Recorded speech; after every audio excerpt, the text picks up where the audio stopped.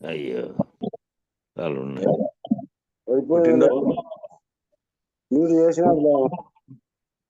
జై సద్గురు బ్రహ్మరాజు జై. ఓం నమో బ్రహ్మాదిభ్యో బ్రహ్మ విద్యా సాంప్రదాయకర్తృభ్యో వంశరుచుభ్యో మహాభ్యో నమో గురుభ్యః. సర్వోపప్లవరహిత ప్రజ్ఞానగణ ప్రత్యగర్తో బ్రహ్మైవాహమస్మి అహం పదార్థరహితః. గురువే సర్వలోకానాం విషజే భవరోగిణాం నిధయే సర్వవిద్యానాం శ్రీ దక్షిణామూర్తియే నమః. ఓంకారబీజ సిద్ధాంతం బ్రహ్మ విద్యోపదేశిక శ్రీమన్నారాయణం సూర్యం సద్గురుభ్యో నమో నమః. యాజ్ఞవల్కం చ జనకం సుఖ సాందీపమీశ్వరం కృష్ణమర్జున సంయుక్తం ఉద్ధవంజం నమో నమః. బ్రహ్మానంద యోగీంద్రం రామానంద జ్ఞానీశ్వరః సహజానంద యోగీశ రామావధూత గురుం భజామి. అంబికా శివయోగీంద్రం వేమన యోగి సద్గురుం నిరంజన వెంకయార్య తిరువెంగళ గురుం భజే.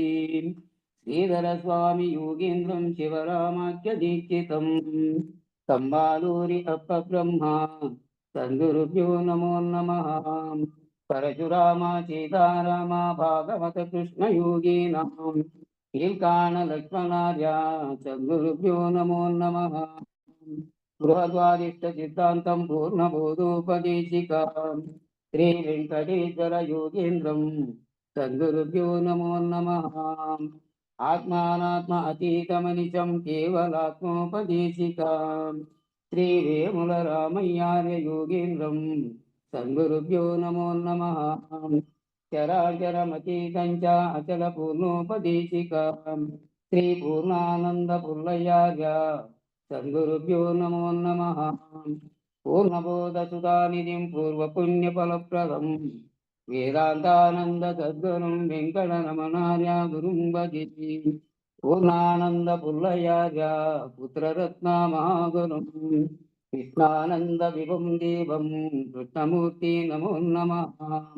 పరబ్రహ్మానందవర్షం పరాపర సమాదర్శం జ్ఞానాజ్ఞానగీతానంద అశ్వత్థార్య నమోస్తుతే.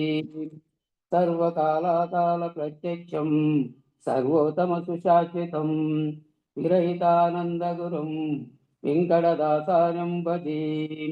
అస్మద్గురు సమారంభం కృష్ణ సాందీపమాధ్యమం ఓంకారపీఠ పర్యంతం వందే గురు పరంపరం.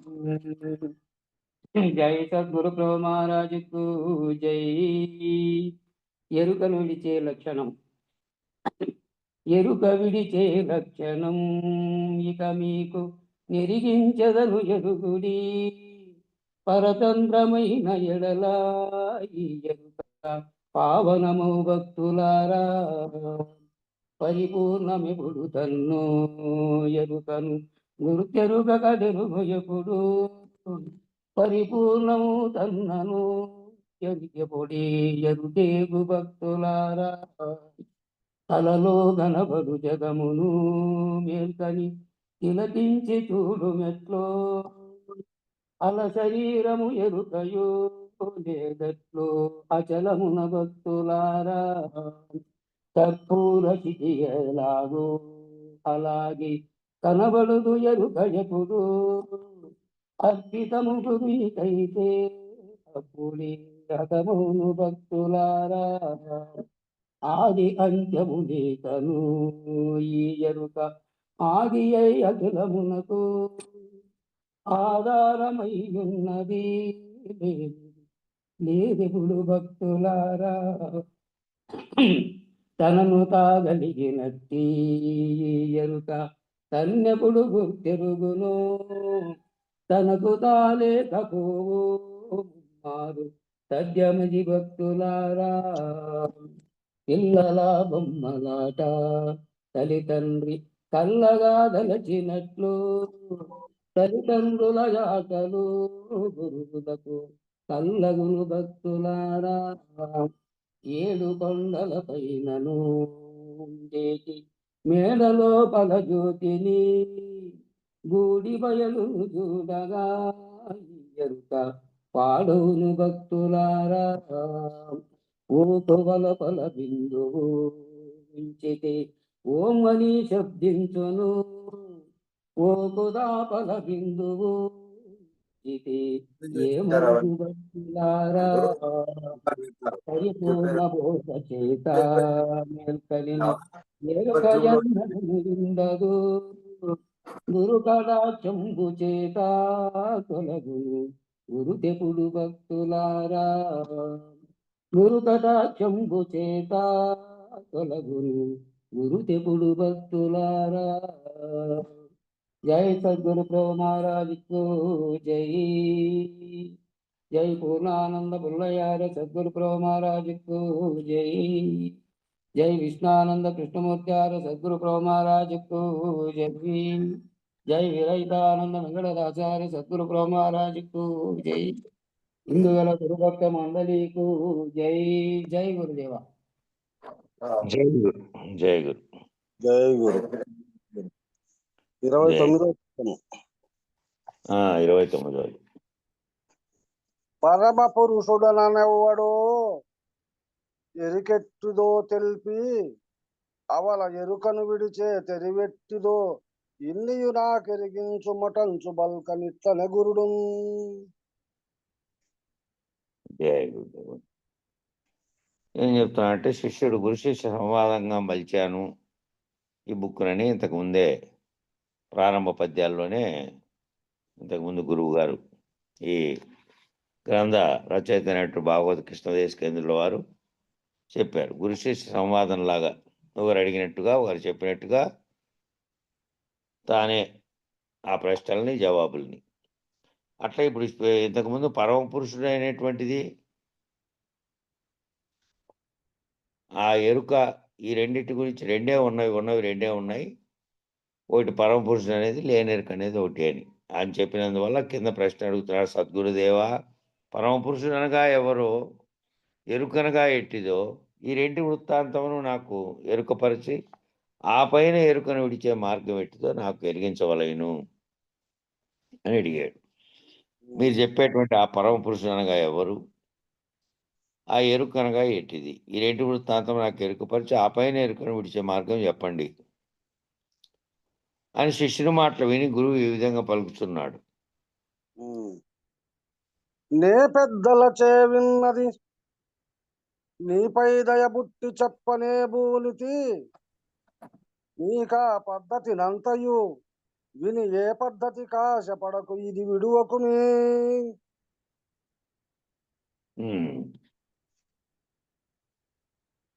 శిష్య, నేను పెద్దలచే వినినటువంటి చరాక్షరోపాయ ద్వైదోషరహిత అచల పరిపూర్ణ భావ పద్ధతిని అంతయు నీపై దయవించి చెప్పుతున్నాను. ఓ శిష్య, నేను పెద్దలచే విన్నటువంటి, నాకంటే ముందు పెద్దలు సిద్ధాంతీకరించినటువంటి వారందరి నుంచి విన్నటువంటిది ఇది చరము అక్షరము అనేటువంటి ఉపాధి ద్వైదోషరహితమైనది కాదు. ఇది ఉపాధి ధరించినటువంటి దాంట్లో రెండు ఉన్నాయి. ఒకటి చరము నశిస్తుంది, శరీరంగా ఉండి నశిస్తుంది ఈ ఉపాధి. ఈ ఉపాధిని ఆశ్రయించుకొని ఉపాధిలో సర్వానికి కర్తగా ఉన్నటువంటి అక్షరరూపుడైనటువంటి ఆత్మగా ఉన్నదేమో ఒకటి, అది అక్షరరూపంగాను అదేమో ఉపాధులు ధరించుకుంటూ పోతోంది. ఈ రెండు దోషాలు లేకుండా ఉన్నటువంటిది అంటే ఇట్లా నశించటము, నశించకుండా ఉండటము, జన్మించటము, మళ్ళీ నశించటము, మళ్ళీ ఉపాధి ధరించడం అనేటువంటి ద్వైదోషరహితమైనటువంటి అచల పరిపూర్ణ భావ పద్ధతిని అంతయు, ఈ ద్వైదోషం లేనటువంటి అచల పరిపూర్ణ భావ పద్ధతిలో అచలం తప్ప మరేమీ లేదు, అన్ని మనకు తావే లేదు. కాబట్టి ఆ ఉన్నది అనేది అది లేనెరుకను గుర్తెరిగి, లేనెరుక లేనిది ఉన్నది బయలేరని గుర్తెరిగి, లేనెరుకలో తోస్తున్నటువంటి కలగా దాన్ని భావిస్తే ఏది కారణమవుతుందో మళ్ళీ ఉపాధి ధరించడానికి ఆ కారణ వస్తువును తొలగించబడుతుంది. కాబట్టి ఈ అచల పరిపూర్ణ భావ పద్ధతి అంతలోనూ ఈ ద్వైదోషం రహితమైనది ఇది. ఆ ద్వైదోషం అనేది లేదు. ద్వంద్వములు కానిది. అది నీపై దయ ఉంచి చెప్పుచున్నాను. నేను నా పూర్వ పెద్దలతో ఎరిగినటువంటిదంతా నీపై దయ ఉంచి చెప్తున్నాను. అయితే నేను నీకు చెప్పబోవు ఈ అచల పరిపూర్ణ భావ పద్ధతిని అంతయు బాగుగా వినిన పిదప అయితే ఈ చెప్తున్నటువంటి నేను నీతిపై దయదలిచి నువ్వు నన్ను ఆశ్రయించావు కాబట్టి చెప్తున్నా శిష్య. అయితే నేను నీకు చెప్పబోతున్నటువంటి ఈ అచల పరిపూర్ణ భావ పద్ధతి అంతయును బాగుగా వినిన పిదప బాగా వినాలి. బాగా వినకపోతే వినడం అనేది చాలా అత్యంత ముఖ్యమైనది. మళ్ళా నువ్వు చదువుకున్నప్పుడు ఈ విన్నదే వెంటనే స్ఫురణకు రాగలదు. పరీక్షలకు చదివే పిల్లలైనా సరే, ఎవరైనా సరే వాళ్ళు ఎంత బాగా వినగలిగింటారో వాళ్ళు మళ్ళా చదువుకుంటే మటుకు వాళ్ళందరికీ ఆ విధంగా గుర్తుపెట్టుకొని ఎక్కువ శాతం మార్కులు రావడానికి కారణం అదే. సరిపోయినటువంటి ఆ 2:30, 3 గంటల పరీక్ష పెడితే అందులో సమయ సమయం ముగిసేలోగా పూర్తి చేయగలగడం. చాలా మంది ప్రాబ్లమ్ ఏందంటే గుర్తు రాక సమయం అయిపోతుంది అట్లా. ఇది గూడా అంతే. దీన్ని ఎట్లా వినాలి అని చెప్తున్నాడంటే చాలా జాగ్రత్తగా బాగుగా వినిన పిదప. దీని మీదే దృష్టి పెట్టుకొని వింటూ ఉండాలి. ఒకవైపు ఇది చెబుతోంది రేడియో, రేడియో పాడుతోందిలే అన్నట్టు రేడియో ఆన్ చేసినట్టు ఆన్ చేసి ఎక్కడో లోకంలో ఉంటే అర్థం కాదు. ఇప్పుడు ఈ ఫోన్‌ల ద్వారానే కాదు, గురువు ముందర కూర్చున్నప్పుడు కూడా అంతే. అన్ని విషయాలపైకి మనసు పోనీయకుండా నేరుగా దాన్ని మాత్రమే ఇంటూ ఆకలింపు చేసుకుంటూ పోతే దాన్నెంబడిత అప్పుడు అదొక ఇక పక్కకు పోకుండా ఒక స్థిరత్వం ఏర్పడుతుంది మనసుకు వినేటువంటి దానికి. అట్లా వింటూ ఈ అచల పరిపూర్ణ భావ పద్ధతి అంతా వినిన తర్వాత ఇక ఇతర బోధలకు ఎరుక మార్గమునకు ఆశపడి ఇతర బోధల్లోటివన్నీ ఎరుక మార్గంగానే ఉన్నాయి. ఆఖరకు స్థిరపరిచే ఎరుకను పోగొట్టేది ఇది. వాళ్ళు ఆఖరికి స్థిరపరిచేదానికి కూడా ఎరుకకు కారణమైనటువంటి బ్రహ్మాన్ని నిలబెట్టే విధంగా ఉన్నాయి కాబట్టి ద్వైతం, అద్వైతం, విశిష్టాద్వైతంలో ఏ దాంట్లో కూడా ఎరుక రహితమైనటువంటి మార్గాన్ని చూపలేదు. కాబట్టి నువ్వు ఈ విధంగా భావించి, ఈ విధంగా విశ్వమంతా మాయగా భావించి మళ్ళీ నేను మాత్రం సత్యం అని అనుకుంటే ఏమవుతుందంటే నేను బ్రహ్మను అని అనుకున్నప్పటికీ కూడా సృష్టికి కారణమైన బ్రహ్మం కూడా తొలగిపోతే కదా! అచలం ఉన్నటువంటి అచల స్థితిలో జ్ఞానకర్మలు 2 లేనటువంటి స్థితి కదా అది. జ్ఞానము లేదు, కర్మము లేదు. చేసే పని లేదు, అది లేదు. కాబట్టి పుట్టుకు కారణమైనటువంటిదే లేదు. అటువంటి భావ పద్ధతి కాబట్టి ఇతర బోధల పద్ధతికి మళ్ళా ఆశపడకుండా ఇది బాగా వింటే, ఇది బాగా వినకపోతే అర్థమయ్యి అర్థం కానట్టుగా మళ్ళీ అన్నిటిని ఈ ఇతర రకాల బోధలు చెప్తాంటే వాటన్నిటిలోనూ మళ్ళీ భ్రాంతులు ఏర్పడతాయి. కాబట్టి ఈ బోధను ఎరుకను విడిపించే మార్గం అనే దాన్ని ఇది. కాబట్టి దీన్ని విడవకూడదు. దీన్ని విడవకుండా వింటూ పోండి. మళ్ళీ కొంచెం విని, కొంచెం వినక, కొంచెం మళ్ళీ ఇంకోటిని అనేక రకాలుగా కలగాపులగం కాకుండా ఈ మార్గంలోనే ఇది వింటూ పోండి. పూర్తి ఎరుక నశించే వరకు, ఏ భ్రాంతులు లేకుండా అయిపోయే వరకు పోండి. అంతేగాని మళ్ళీ అనేకమైన భ్రాంతుల వైపు పోకండి అని చెప్తున్నాడు. కదలడట పరమ పురుషుడు కదలిక మాయయట ఇట్టి కదలికకేదో మొదలన పెద్దలు పల్కిరి కదలనిదే కలదు లేదు కదలిక ఎనుచున్. హ్మ్. శిష్య పరమపురుషుడనగా దేశకాల వస్తు భేదములు లేక చలించక సూది మోపను సందు లేక అంతటా నిండి నిర్భీకృతమై అట్టిది ఇట్టిది రాక మనసుకు తగలక ఏకమై నిలిచి ఉన్నట్టిదే పరమపురుషుడు. ఈ పరమపురుషుడు అనేది ఆ పరమపురుషుడు అని పేరు వాడారు కానీ పురుషుడు అని ఇది ఆ భగవద్గీతలో పరమపురుషుడు అనే పదమే ఉపయోగించారు ఆయన ఆఖరిలో. ఆ పరమపురుషుడు అనేదే దానికి శరీరం లేదు, ఏ రకమైనటువంటి దేశకాల వస్తు భేదములు లేవు అని చెప్పారే. దానికి సరిపోలేటువంటి ఈ అచలమే పరమపురుషుడుగా ఉన్నటువంటిది ఇదే. దేశము, కాలము, వస్తు భేదములు లేక దేశమని గాని, కాలమని గాని, వస్తువులని దేశం అంటే ప్రదేశమని గాని, ఈ సమయమని గాని, వస్తు భేదాలు గాని, లేక చెల్లించక అట్లా లేకుండా ఉంటూ మళ్ళీ చెల్లించే తత్వమే లేదు దానికి. సూది మోపరు కూడా సందు లేదు. ఇంకో దానికి మరో అన్య వస్తువుకు సూది మోపడానికి సందు లేక అంతటా నిండి నిబిడీకృతమై, అంతటా ఈ విశ్వమంతా నిండి అంటే ఆవరణతో కూడినట్టి ఆకాశములో ఉన్నటువంటి బ్రహ్మాండానికి ఆవల ఏవల కూడా నిండి ఉన్నట్టు అంతటా నిండి నిబిడీకృతమై అట్టిది ఇట్టిది అని అనరాక, ఇది అటువంటిది ఇటువంటిది అని చెప్పడానికి కూడా లక్ష్యాలు ఏవీ లేక, మనసుకు తగలక, మనసుతో భావించడానికి కూడా తగలక, ఏ వస్తువుతోనూ పోల్చి చూసుకోవడానికి వీలు లేక, అట్లా ఏకమై నిలిచి ఉన్నట్టుదే పరమపురుషుడు. ఏకం, అది తప్ప మరొకటి లేదు. అదే పరమపురుషుడు. అనగా పరమపురుషుడు సత్యమై నిత్యమై ఏకమై చెలించక అంతటా నిండి ఉన్నాడు. ఇక మాయ అనగా ఇక ఇది పరమపురుషుడు అనేటువంటిది అచలంతో పోల్చుకొని ఆ ఏకమై ఎట్టి కదలికలు లేక అంతటా సూదిగుచ్చడానికి కూడా సందు లేక, ములుగుచ్చడానికి సందు లేక అంతటా ఉన్నది అదేను, ఆ పరమపురుషుడే. ఈ జగత్తుగా భావించబడేది కూడా సర్వము ఉన్నప్పటికీ దానికి దీని చలనాలతో కానీ, దీని ఉత్పత్తితో కానీ దీంతో సంబంధమే లేదు. ఇది ఏర్పడడానికి కూడా సంబంధమైంది కాదు అది. కాబట్టి చెలించకుండా ఉండేటిది అదైతే ఇక మాయ అనగా ఇక ఈ మాయ అంటే ఏమిటంటే సత్యమై నిత్యమై ఏకమై చలించుత అంతరా నిండి ఉన్నటువంటి పరమ పురుషుని అందే ఈ బ్రహ్మాండంగా ఉన్నటువంటి ఏ బయలైతే మనం చెబుతున్నామో ఈ బయలులోనే ఈ విశ్వము మరియు దీనికి ఆవల ఇవల, దీనికి అతీతంగా అంతటా ఉన్నటువంటి బ్రహ్మాండానికి ఆవల ఇవల ఉన్నది కూడా ఈ దీంట్లోనే ఉన్నది. ఈ బయలు అనేటువంటి దాంట్లోనే ఉన్నప్పటికీ ఆ పరమపురుషుని యందే ఉన్నప్పటికీ లేకనే కలిగినటువంటి కదలిక, తోచినటువంటి కదలిక ఏది అంటే ఈ జగత్ అనేటువంటి దృశ్యం.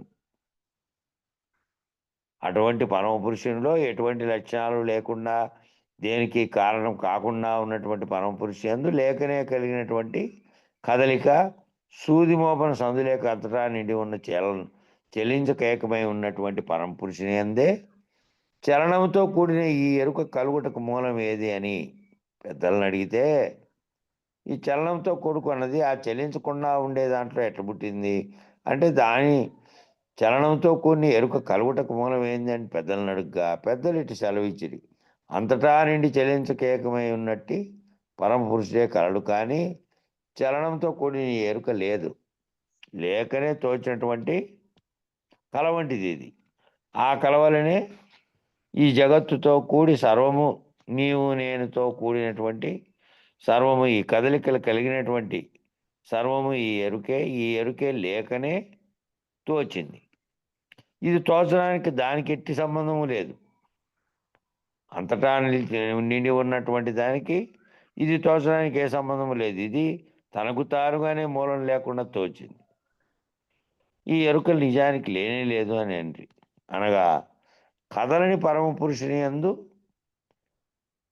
కలిగినటువంటి కదలికకు మూలం లేదని, కదలకుండా ఉండే పరమపురుషుడు కదలకుండానే ఉన్నాడు, పరమపురుషుల్లాగానే ఉన్నాడు ఎప్పటికీ. ఇది కలిగినటువంటి కదలకుండా ఉండే దాంట్లో కదలటానికి కారణమైనటువంటి ఈ చలించే ఎరుక అనేది మూలం లేకుండానే దానితో నిమిత్తం లేకుండానే తనకు తానుగా కదిలింది. కాబట్టి ఆ పరమపురుషుని కదిలిండే కదలికకు కలిగినటువంటి కదలిక మూలం లేదని, ఉన్నది ఒక్క పరమపురుషుడేనని, లేనెరుక అనేది లేనే లేదని పెద్దలు సెలవిచ్చినారు. ఆ పెద్దలు సెలవిచ్చినారు. దానికి మళ్ళా పరమపురుషుడని పైన పేర్కొనే దాన్ని మళ్ళా ఈ ఉత్తబట్ట బయలుతో పోల్చుతూ కింద వివరణ ఇచ్చారు చూడండి. ఈ ఉత్తబట్ట బయలే పరమపురుషుడు. ఈ పరమపురుషుని వలన క్షేత్రజ్ఞుడు అనే జీవుడు పుట్టనే లేదు. క్షేత్రము అంటే ఈ శరీరంగా ఉపాధి ధరించింది. ఇందులో క్షేత్రజ్ఞుడుగా ఉన్నటువంటి జీవుడు. అట్లాగే బ్రహ్మాండానికి తీసుకుంటే బ్రహ్మాండంగా భావిస్తున్నటువంటి పంచభూతాత్మకమైనటువంటి సర్వజగత్తు, దానికి అధిపతిగా ఉన్నటువంటి, దానికి కారణమైనటువంటి పరమాత్మ లేదా మూల ప్రకృతిగా ఉన్నది. అట్లా క్షేత్రంగా క్షేత్రజ్ఞుడిగా ఉన్న ఆ రెండూ కూడా పుట్టనే లేదు. ఈ ఉత్తబట్ట బయలులో పుట్టనే లేదు. క్షేత్రం అనే శరీరమును లేదు. అంతా పుట్టని చావని బట్టబయలు అత్యంత విలక్షణమైనది. అంతటా అంతటా ఉన్నది పుట్టని చావని బట్టబయలే. ఈ పుట్టని చావనిది కనుక ప్రపంచం పుట్టనే లేదు. పుట్టని చావంది కాబట్టి అది ప్రపంచం అనేది పుట్టనే లేదు కనుక భగవానులు పుట్టనే లేదు. కృష్ణ భగవానులు, ఇక్కడ భగవానులు అంటే కృష్ణ భగవానుడు. నేను పుట్టనే లేదు, నేను ఉపాధిని ధరించలేదు. సర్వవ్యాప్తమైన దాంట్లో నేను పుట్టకనే సర్వవ్యాప్తమైన దాంట్లో ఉన్నాను అని నేను చెప్పినట్టే, నన్ను నన్ను అనే ఆశ్రయించండి అనేక సార్లు చెప్పిన దాన్ని బట్టబయలుకే ఆపాదించి చెప్పారు వీళ్ళు. కనుక ప్రపంచం అనేది పుట్టనే లేదు కనుక భగవానుడు పుట్టనే లేదు కనుక పుట్టనే లేదు, తాను పుట్టినట్టుగా చెప్పలేదు కాబట్టి భగవానుడు కూడా కల్పితమేనని దీక్షితీయము అనేటువంటి అమల ప్రకరణము కవీశ్వర లక్షణం అనే దాంట్లో పేర్కొన్న దాంతో దీన్ని పోల్చారు. కాబట్టి అంతటా నిండి ఉన్నటువంటి బయలు స్వరూపంగానే చెప్పారు పరమ పురుషుడు అనేటువంటి శ్రీకృష్ణుని కూడా. కాబట్టి ప్రత్యేకంగా చెబుతున్నటువంటి భగవానుడుగా ఈ విధంగా రూపంతో శరీరంతో ఉన్నటువంటి వీళ్ళు కవులకు వివరించినటువంటిది కృష్ణుడు అనేటువంటి ప్రత్యేకంగా చెప్పేటువంటిది పుట్టనే లేదు. అంతటా నిండి ఉన్న పరమ పురుషుడినే చెప్పారు ఇక్కడ. పురుగు కుస్తంభమును కొరికినదన నీతిహోత్రునిగొని మృంగ చదల్ధరణని నను మాయా సతి హరిని చీకాకు వినర్చనన వినదగునే. శిష్య, ఈ భూమి యందు చూడు, పురుగు ఉక్కు స్తంభాన్ని కొరికింది అని అనినను, పురుగు పోయి ఉక్కు స్తంభాన్ని అంతా కొరికేసింది అని ఎవరన్నా అంటే, చెదులు పోయి సూర్యుడిని పట్టి మింగింది అని అంటే వినదగున, నమ్మదగున? ఇటువన్నీ నమ్మే విషయాలా? ఉక్కు స్తంభాన్ని పురుగు వరకలేదు, సూర్యునికి పోయి చెదులు పుట్టలేదు. ఆ చెదులు పుట్టాలంటే తేమ శాతం అధికంగా ఉండి మట్టి కలగల. ఆ సూర్యునిలో అత్యధిక ఉష్ణోగ్రతలు ఉండే చోటుకు పోయి ఆ చెదులు పట్టే శక్తే లేదు దానికి. కాబట్టి చెప్పడానికి నమ్మశక్యం కానటువంటివి ఇవి. ఇట్లాంటివన్నీ వినదగునా, నమ్మదగునా? ఇవి నమ్మశక్యం కాదు కదా. అదేవిధంగా సచ్చిదానంద రూపమైనటువంటి సర్వసాక్షిని అనే మాయ, విష్ణు అనే వ్యాపకమైన హరిని చీకాకు పరిచను అని అంటయు నమ్మశక్యం కాదు కదా. విష్ణువు అయినటువంటి పరమపురుషుడైనటువంటి విష్ణువు అంటే సర్వవ్యాపకమైన వాడు అని విష్ణువు అంటే. అట్లా సచ్చిదానంద రూపమైనటువంటి సత్తు చిత్తు ఆనంద రూపమైనటువంటి సర్వసాక్షి అనేటువంటి గుర్తెరిగే ఎరుకే అది. ఆ మాయ సర్వవ్యాపకమైనటువంటి విష్ణువును చీకాకు పరిచింది. అది లేనిది తోచడానికి కారణమై దానితో కూడి ఇది వచ్చింది అని చెప్పడానికి కానీ, దాన్ని ఆపాదించడానికి కానీ వీలు లేదు. చీకాకు పరిచనాన్ని అంటయు నమ్మశక్యం కాదు కదా. అది కూడా నమ్మశక్యం కాదు కదా. అనగా అంతటా నిండి నిబిడీకృతమై సూదిమోపన సందు కూడా లేకుండా ఉన్నటువంటి పరిపూర్ణమందు సర్వసాక్షిని అనేటువంటి మాయ ఈ నామరూప జగత్తును సృష్టించను అని అనుట వినదగునే, నమ్మదగునే. సాంఖ్యంలో విచారించినటువంటి సాంఖ్యంలో చెప్పినటువంటి పంచభూతాత్మకమైనటువంటి ఈ ప్రపంచాన్ని జీవులు ఎట్లా పుట్టాయనే దాన్ని ఉదహరించి చెప్పారు. నిజానికి ఈ విచారణ ముగిసిన తర్వాత ఈ ఆఖరిలో చెప్పేటువంటి ఎవరైతే ఇప్పుడు ఇంతకుముందు కందార్థంలో ఉన్నటువంటి దానిని మళ్ళీ కందపద్యాల్లో ఇక్కడ వివరిస్తున్న స్థితిలో ఏం చెప్తున్నారంటే ఆల్రెడీ అక్కడ శిష్యులైపోయి గురుబోధ విని గురువాక్యం చేత విచారణ జరిపినటువంటి స్థితికి చేరుకున్నటువంటి వారికి మళ్ళీ ఇక్కడ ఎక్కడైతే సంకల్పం పుట్టే సంకల్పంతో జగదుత్పత్తికి కారణమైనటువంటి సాంఖ్యమంతా అవసరం లేదు ఇక్కడ. కాబట్టి అక్కడ చెప్పినటువంటివన్నీ ఇక్కడ కళలాగా తోసిపుచ్చేయండి.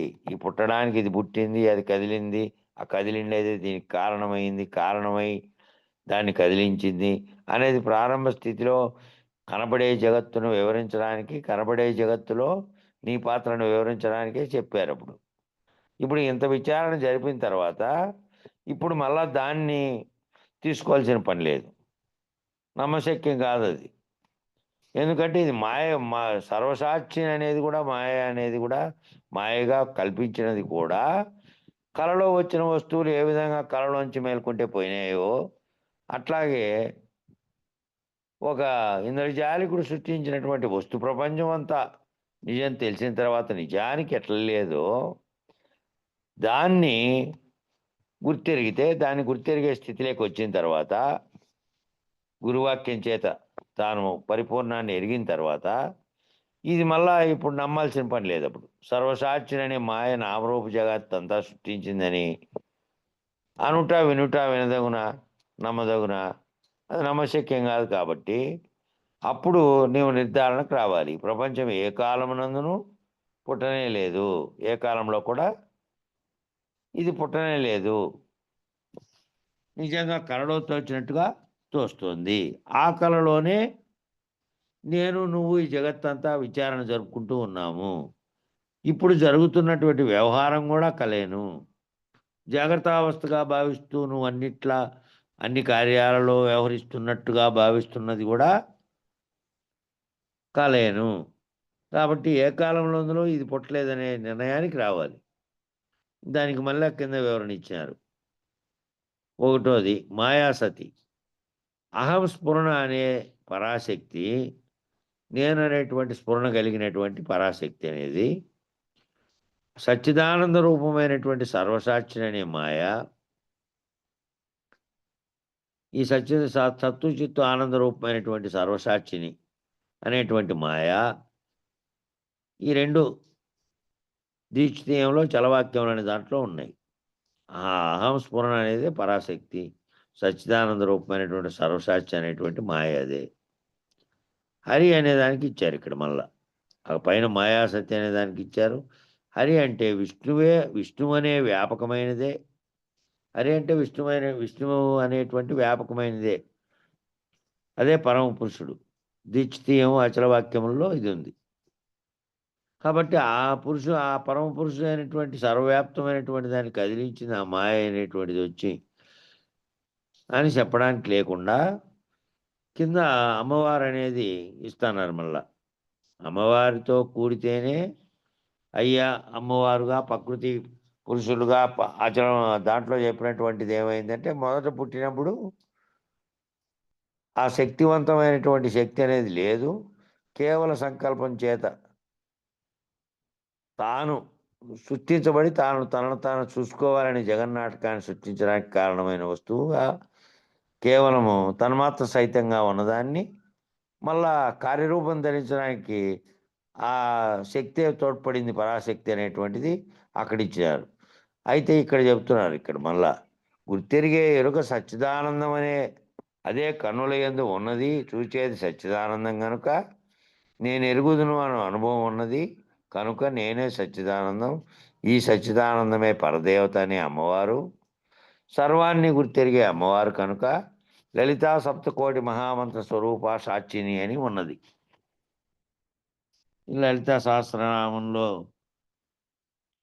శంకరాచార్యులు వారు చెప్పింది. దాంట్లో మళ్ళా ఆ మహామంత్ర స్వరూప సాక్షిని అని ఉన్నదంట లలితా సప్తకోటి మహామంత్ర స్వరూప సాక్షినిలో. కాబట్టి ఆ సాక్షిని ఎక్కడ ఉన్నది? కన్నుల యందు గుర్తెరిగే ఎరుక సచ్చిదానందం సత్తు చిత్ ఆనందం అనేటువంటి గుర్తెరిగే ఎరుకే కన్నుల యందే ఉన్నది. ఆ కన్నులు నువ్వు చూసేదే సచ్చిదానందం కనుక నువ్వు చూసే గుర్తెరుగుతున్నావు అన్నిటినీ. కాబట్టి నేను ఎరుగుదుననే అనుభవము ఉన్నది. నేను ఎరుగుదును, నేను చూస్తున్నాను అనేటువంటిది. కనుక నేనే అనేటువంటి నేనే సచ్చిదానందము. ఆ సత్తు చిత్ ఆనందం నే కంటితో చూస్తేనే నేను భావించగలుగుతా. కాబట్టి ఈ సచ్చిదానందమే పరదేవత అనే అమ్మవారు కూడా ఈ సచ్చిదానందమే చూసి గుర్తెరుగుతున్నది. సర్వాన్ని గుర్తెరిగే అమ్మవారు గనుక ఈ సర్వాన్ని గుర్తెరుగుతోంది. కాబట్టి గుర్తెరిగేది ఏది? కంటితో చూసి సర్వాన్ని మళ్ళా భావంలో గుర్తెరుగుతోంది. కాబట్టి కనుక లలిత సప్తకోటి మహామంత్ర స్వరూప సాక్షిని అనేటువంటి పదము అక్కడ వాడారు పరాశక్తి. కాబట్టి దీక్షితీయంలో కారణతను నిరసన ప్రకరణం ఏ కారణమైతే సర్వాన్ని గుర్తెరిగే స్థితిలో ఉందో ఆ సర్వాన్ని గుర్తెరిగేదే ఎరుకగా ఉండి అక్కడ గుర్తెరిగేదాన్ని చూపిస్తూ ఉంది. ఇదంతా ఉన్నది, ఇదంతా అనేటువంటిదంతా నేను అనేటువంటి దాంతో చూస్తున్నటువంటి దాంట్లోనే ఉంది. ఆ స్వరూప సాక్షిని. కాబట్టి కారణతను నిరసన. కారణం ఏదై ఉన్నది అంటే ఈ సర్వంని చూసేటువంటి గుర్తెరిగేదంతా కూడా ఆ పరాశక్తి అనేటువంటి శక్తి నేనెరుగుదుననేటువంటి కళ్ళతోనే ఆ చూసేటువంటి దాంట్లోనే ఉన్నది ఇది అని దీని నిరసన చెప్తున్నారు. ఏది కారణమై ఉన్నది అని. దీక్షితీయములో కారణతను నిరసన అనే ప్రకరణంలో ఉంది ఈ వాక్యం అని ప్రకరణంలో ఇది ఉంది. అదే. కారణతనువు. కారణతనువే కార్యతనువుగా మారితేనేమో పంచభూతాత్మకమైతుంది. కారణతనువుగా ఉన్నప్పుడేమో సంకల్ప మాత్రంగా ఉంటుంది సూక్ష్మ స్థితిలో. కాబట్టి ఆ కారణం పోతేనే కార్యరూపం ధరించదు అని చెప్పి కారణతను నిరసన అనే ప్రకరణంలో చెప్పినట్టుగా చెప్పారు. హరియందు దోచు విశ్వము నర స్వప్నము వంటిదని నానా జనములు సురస్వప్నము వంటిది అనే స్థిరమతి శివరామనామ దీక్షితులు ధరన్. శిష్య దేశకాల వస్తుభేదము లేక చలించక అంతటా నిండి నిబిడీకృతమై సూదిమోపన సందు లేకుండా ఉన్నటువంటి పరిపూర్ణము అనే హరియందు పరమపురుషుని యందు లేకనే తోచిన విశ్వమును నరులకు కలుగు కలలాంటిదని ఇతర జనులు అన్నారు. శిష్య ఈ దేశకాల వస్తు భేదం లేకుండా అంతటా నిండి ఉన్నటువంటి ఈ పరిపూర్ణం అనేదే బయలుగా ఉన్నటువంటిదే హరి యందు ఆ హరి అనేటువంటి పరమపురుషుని యందు లేకనే తోచిన విశ్వమును నరులకు కలుగు కలలాంటిదని ఇతర జనులు అన్నారు. ఈ ఎటువంటిది అంటే పరమపురుషుని యందు లేకనే తోస్తున్నటువంటి ఈ విశ్వం అనేది ఎవరికి కలుగుతుంది? నరులకు కలిగేటువంటి కళ లాంటిది అని ఇతర జనులు అన్నారు. అయితే శ్రీ శివరామ దీక్షితుల వారు ఏమన్నారంటే హరియందు దోచు విశ్వమును ఆ హరిలో తోస్తోంది. నరునిలో తోస్తున్నదేమో నేననేటువంటిది నాకు ముందు ఉన్నటువంటి జరిగేటువంటి నాలో కలిగేటువంటి సూక్ష్మ స్థితిలో స్వప్నం కలుగుతుంది. నా స్వప్నం నాదే, నీ స్వప్నం నీదే, ఇతరులదే, ఎవరెవరికి వారి స్వప్నం. ఇక ఈ విశ్వం అనేటువంటి బ్రహ్మాండం అనే స్వప్నం అంతా ఈ హరిలోనే తోస్తోంది. నరస్వప్నం వంటిది కాదది, సురస్వప్నం వంటిది అని అన్నారు. ఈ స్వప్నం అంతా నేననే స్వప్నం నీలో కలుగుతుంటే నీకు కనపడుతున్నటువంటి సర్వజగత్తు అనేటువంటి స్వప్నం ఆ హరి అందే కలుగుతోంది. అంటే బ్రహ్మాండ ఎరుక. ఈ ఎరుక వెష్టి ఎరుక, సమిష్టి ఎరుక అని ఉంది. ఆ సమిష్టి ఎరుకలో జరుగుతున్నటువంటి స్వప్నం ఇది సురస్వప్నం అనేది. కాబట్టి అశరీరులైన దేవతలకు స్వప్నం ఎలాగునగలుగును? శరీరం ఉన్నటువంటి వాళ్ళకైతే స్వప్నం కలుగుతోంది, మనకు కలుగుతుంది స్వప్నము. ఆ స్వప్నంలో శరీరాలు కనపడినాయి, ఏనుగులు కనపడినాయి, రాజులు కనపడినాయి, ఇంకా ఏం బ్రహ్మాండమైనటువంటి సముద్రాలు ఇవి అవి ఏవేవో కనపడినాయి. అవన్నీ లేవు, నిజానికి స్వప్నం మేల్కుంటానే లేవు. ఇక ఆ స్వరస్వప్నం వంటిదని శరీరం లేదు వాళ్ళకి. మరి సూక్ష్మ స్థితిలో భావించేది ఉంటే అది స్వప్నం కంటోందే. అశరీరులైనటువంటి దేవతలకు స్వప్నమే లాగునగలుగును. వాళ్ళకు స్వప్నమే రాదు కదా. అనగా శరీరం లేనటువంటి బయలందు బయలుకు శరీరమే లేదు కాబట్టి ఆ బయలులో శరీరం ఉండే దాంట్లోనేమో స్థూల శరీరంగా ఒకటి, దాన్ని నడిపించేటువంటి సూక్ష్మ శరీరం అనేది ఒకటి ఉంది. కాబట్టి ఆ సూక్ష్మ శరీరం అనేది ఇక్కడ కలగంటుంది. అక్కడ శరీరం లేనటువంటి ఆ దేవతలు అశరీరులైనటువంటి వారికి వాళ్ళకి శరీరం లేదు కదా, ఎట్ట కలుగుతుంది? మళ్ళీ సూక్ష్మ శరీరం అనేది ఇంకోటి ఉండదు కదా. శరీరమే లేదు, భావించేది లేదు. శరీరం లేని బయలందు బయలులో శరీరము లేదు, సూక్ష్మ స్థూల అనేటివి రెండు లేవు, ద్వంద్వాలే లేవు, ఏ రకమైన భావనలే లేవు. దాంట్లో కలిగేదే లేదు, కలగనేది లేదు. దాంట్లో ఉత్పత్తి స్థితి లాంటివి ఏవీ లేవు. అట్లాంటి బయలందు ఈ శరీర జగత్తులు పుట్టనే లేదు అని అండి. అట్లాంటి జగత్తులు శరీర జగత్తులన్నీ పుట్టనే లేదు.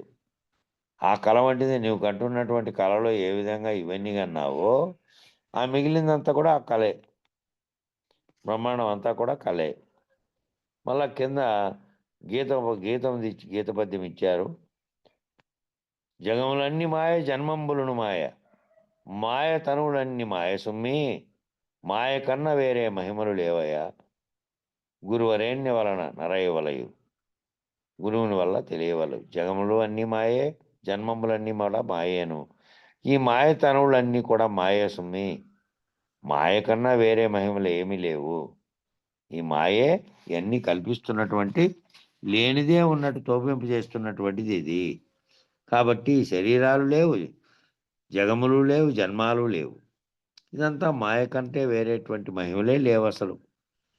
ఇది ఎరగాలంటే గురువరేణ్యుని వలన ఆరాయవలయు. ఆ గురువరేణ్యుని వల్లే నువ్వు తెలుసుకోగలుగుతావు అపాయకరెంట్గా.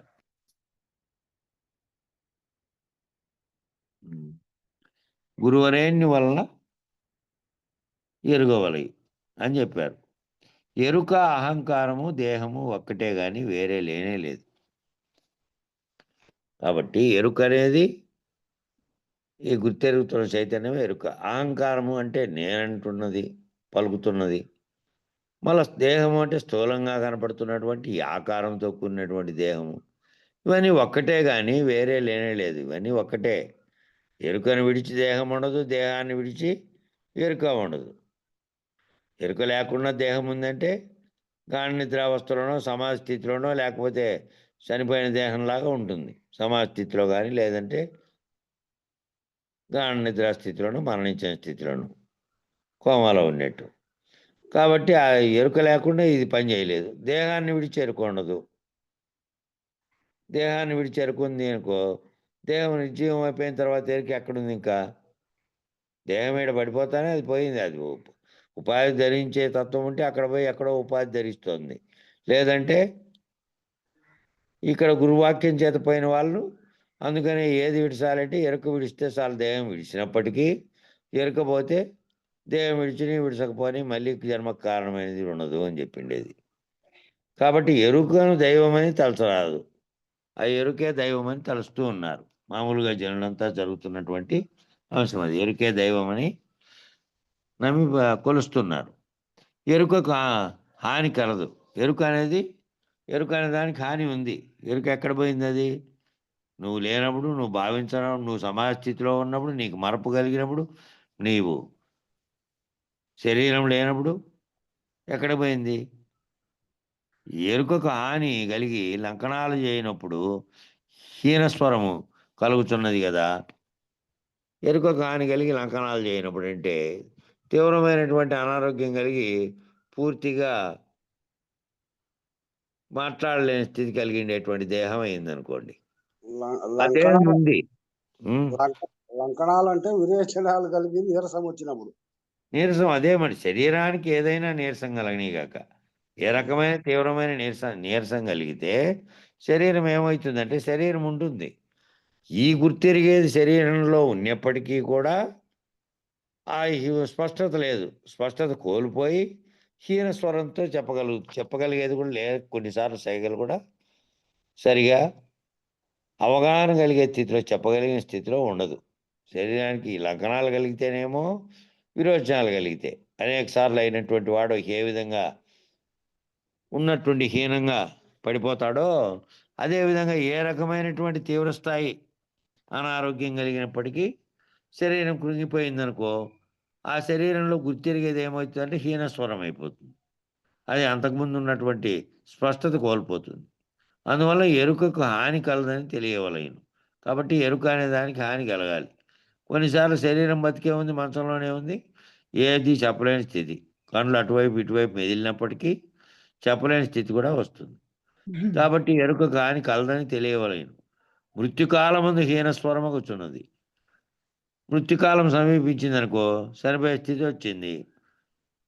శరీరం ముందు ఊపిరి పీల్చుకుంటున్నాడు, గొరక ఏర్పడింది, చుట్టూ జనులు చేరారు, పలికేది లేదని అయిపోయే స్థితి వచ్చిందప్ప ఇంకా అని. అట్లా చనిపోయే కాలంలో హీనస్వరం అవుతుంది. జననమందు సంపూర్తిగా ఎరుక ఉండదు. ఆ సంపూర్తిగా జననం కలిగినప్పుడు తాననే భావన కానీ తాను చూసుకునేది కానీ ఏమీ లేదు. ఆ కొంతసేపు నుంచి కేరమన్నారు, పాలిస్తే నిద్రపట్టింది, ఇక మొదలైంది. అటు నుంచి ఇంకా గుర్తుపట్టడం అనేది మొదలైంది. గర్భంలో ఉన్నప్పుడల్లా ఏమీ లేదు, ఆ బయటకు వస్తానే లేదు.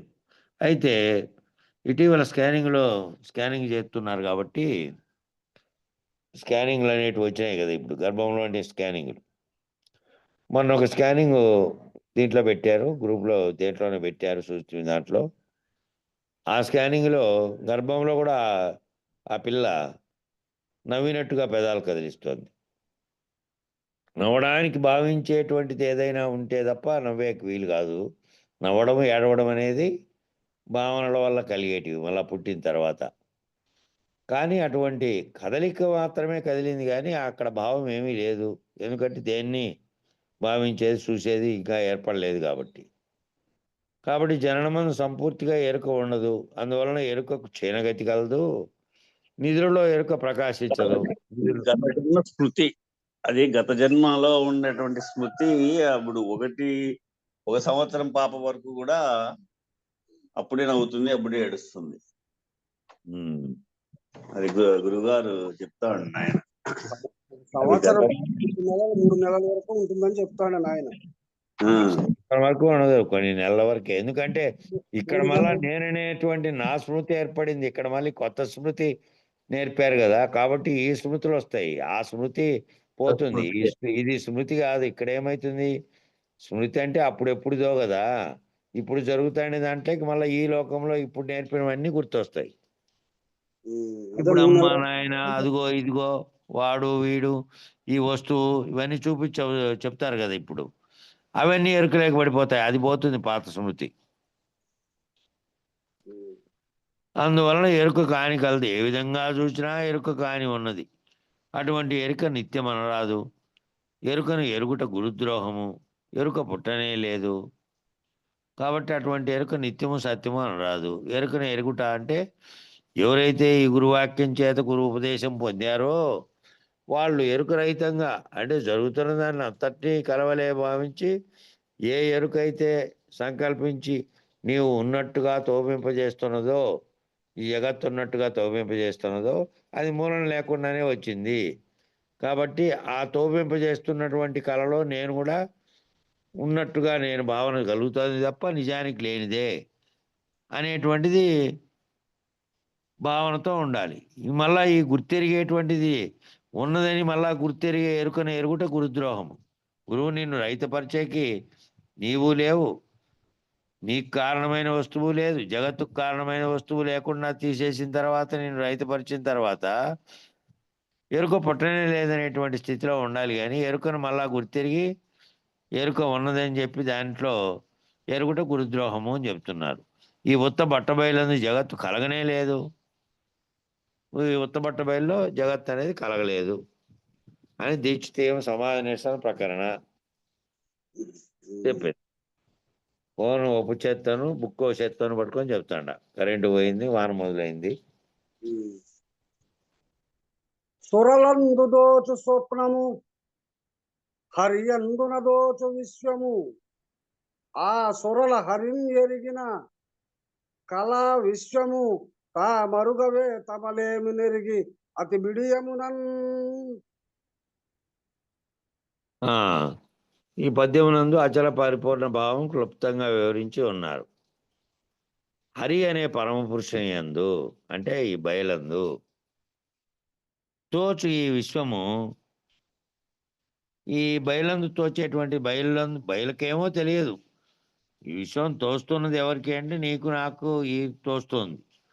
ఆ బయలుకేమో ఎట్టి బయలుకు సంబంధమే లేకుండా ఈ విషయం తోస్తుంది. ఆ తోస్తుంది అది ఎటువంటిది అంటే సొరలందు స్వప్నం వంటిది. ఆ సొరలు ఎవరు? ఆ సొరలుగా చెప్పబడినటువంటి వారు కూడా ఎరుకలోని వారే. దాంట్లో తోస్తున్నటువంటి స్వప్నం వంటిదే ఇది. అది ఎట్లయినా ఎరుకే ఈ విశ్వరూపమవుతూ ఏర్పడు కలగా, అనగా ఈ విశ్వమంతా కూడా కళ లాంటిదే. అది కలగా ఏర్పడింది. ఈ విశ్వం అనేటువంటి రూపం ఎరుకే విశ్వరూపంగా ఏర్పడి కలగా వస్తుంది.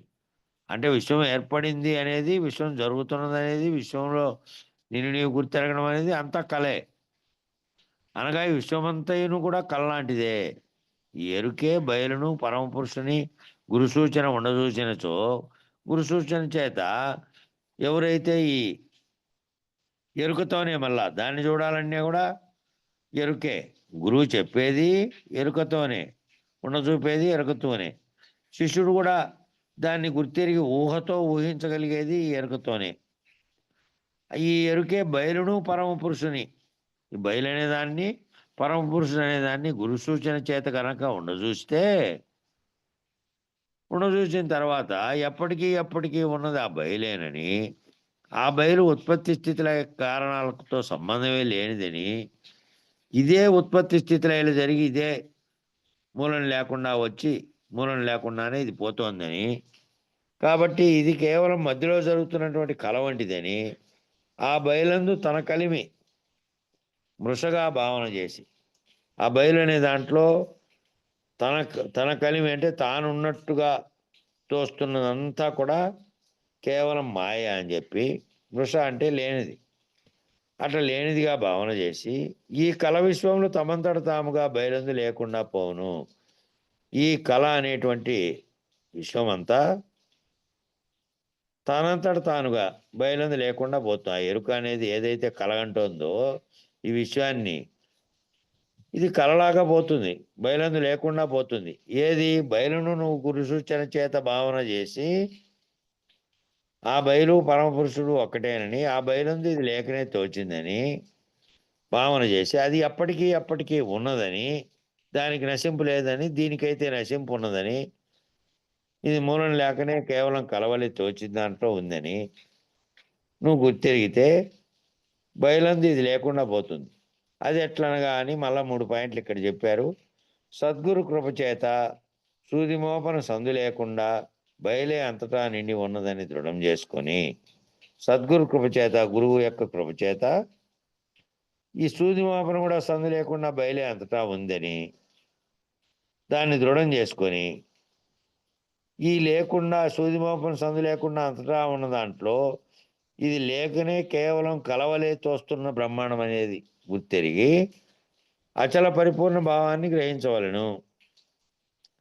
అట్టి బయలందు మళ్ళీ రెండోది ఏంటంటే, అట్టి బయలందు ఎరుకకు విశ్వానికి మూలమే లేదని, ఆ విధంగా ఉండే బయలు తప్ప మరేమీ లేదని, ఈ ఉన్నదిగా భావిస్తున్నట్లు నీవు భావిస్తున్నవే మూలం లేకుండా వచ్చిండే గుర్తెరిగే ఎరుక అనేది, ఎరుక సృష్టించినటువంటి విశ్వము, దీనికి మూలం లేదని, ఇది మూలం లేకుండానే కలవలి తోచిందని, ఇదే తోచి ఇదే పోతోంది తప్ప ఈ కళలో కళ వచ్చి కళ్ళ తేరిపోయినట్టుగా, దానికేమో దీనికి సంబంధమే లేకుండా అది ఎప్పటికీ ఒకే రకంగా ఉన్నది.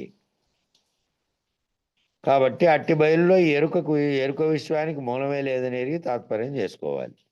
ఇంకా మూడోది ఏం చెప్పారంటే, ఈ ఎరుక బయలును విచారించి తాను ఆ బయలందు లేనని ఎరిగి ఈ ఎరుకే విచారిస్తోంది బయలును విచారిస్తోంది, సర్వమును విచారించి ఇది ఉన్నది లేనిది, ఇది కలవలే తోస్తున్నది అనేది గుర్తెరుగుతున్నది కూడా ఇదే. ఇది ఏదైతే ఏ దాని యొక్క చైతన్యంతో ఇదంతటిని విచారణ చేస్తుందో,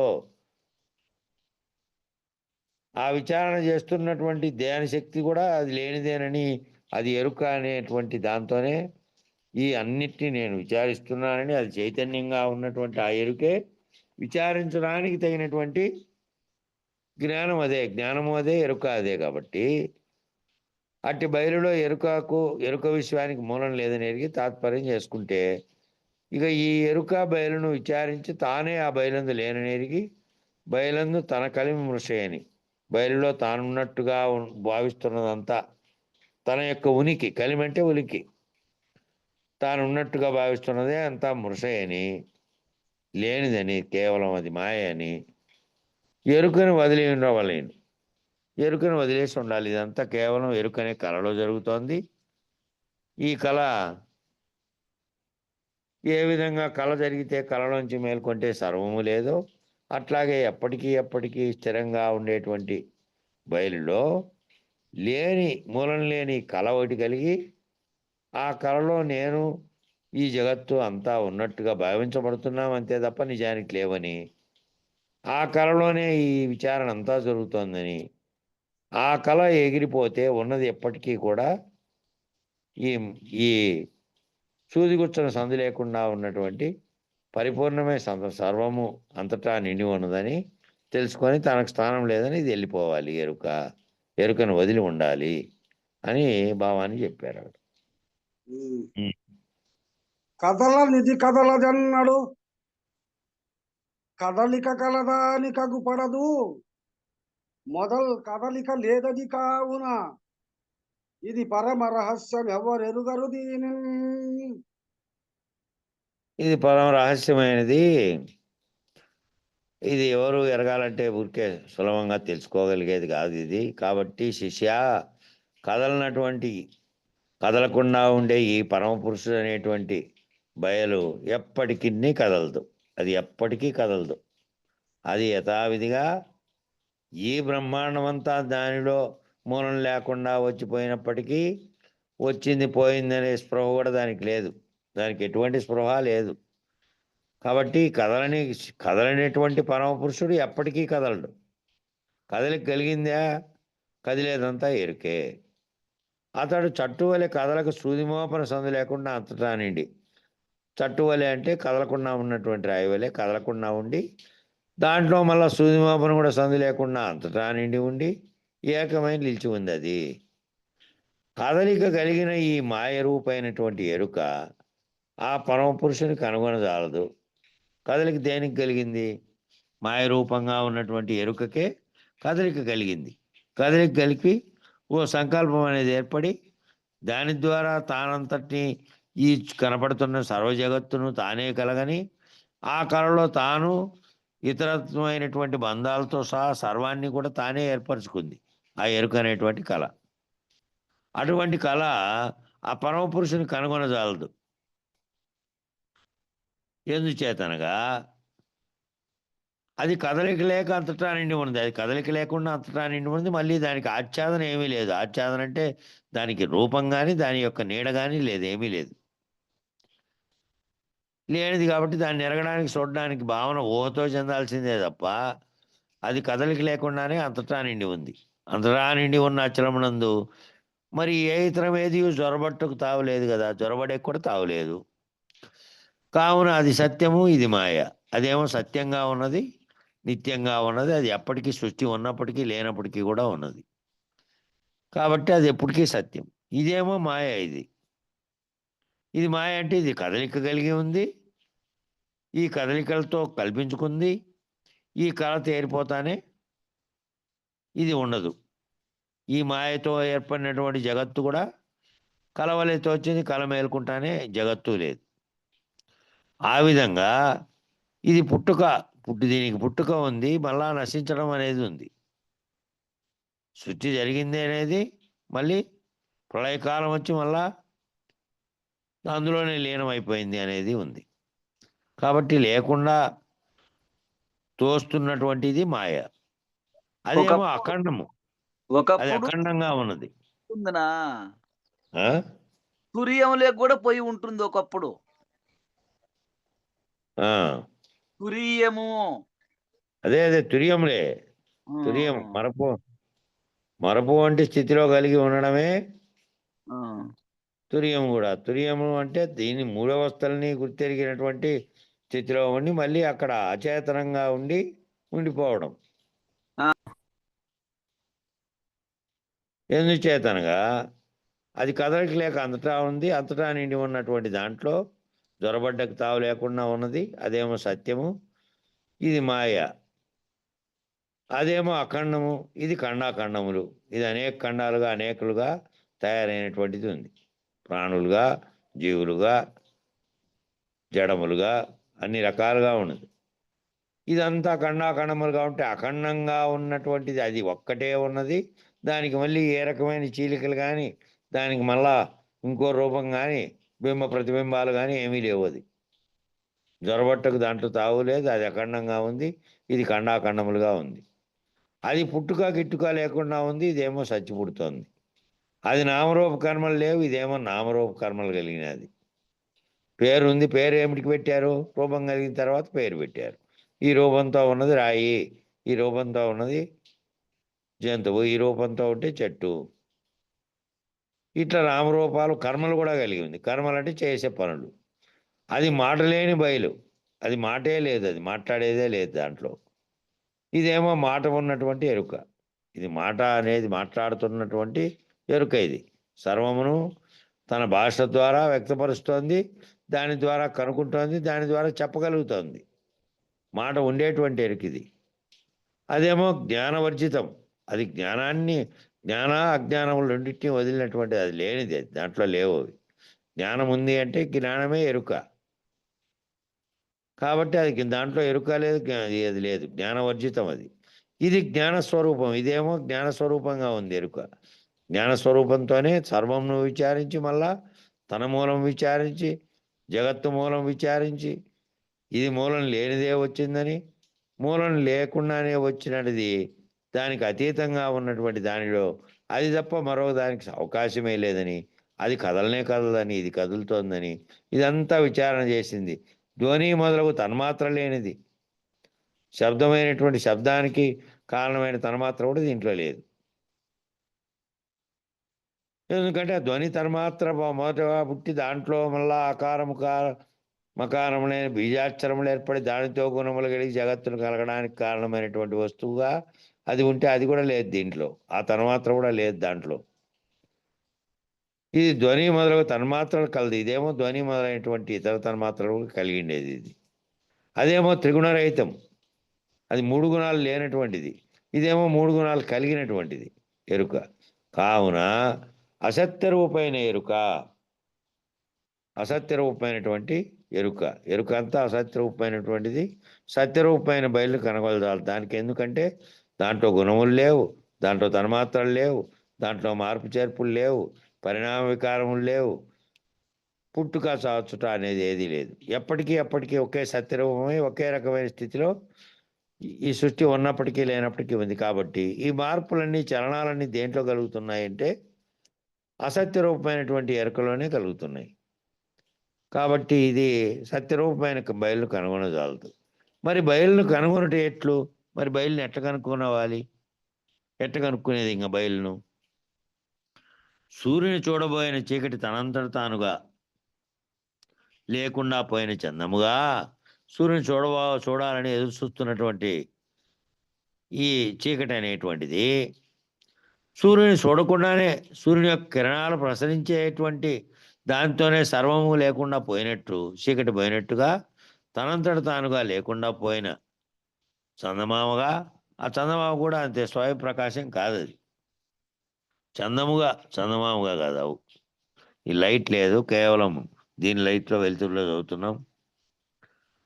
సూర్యుని చూడబోయిన చీకటి తనంతట తానుగా లేకుండా పోయిన చందముగా.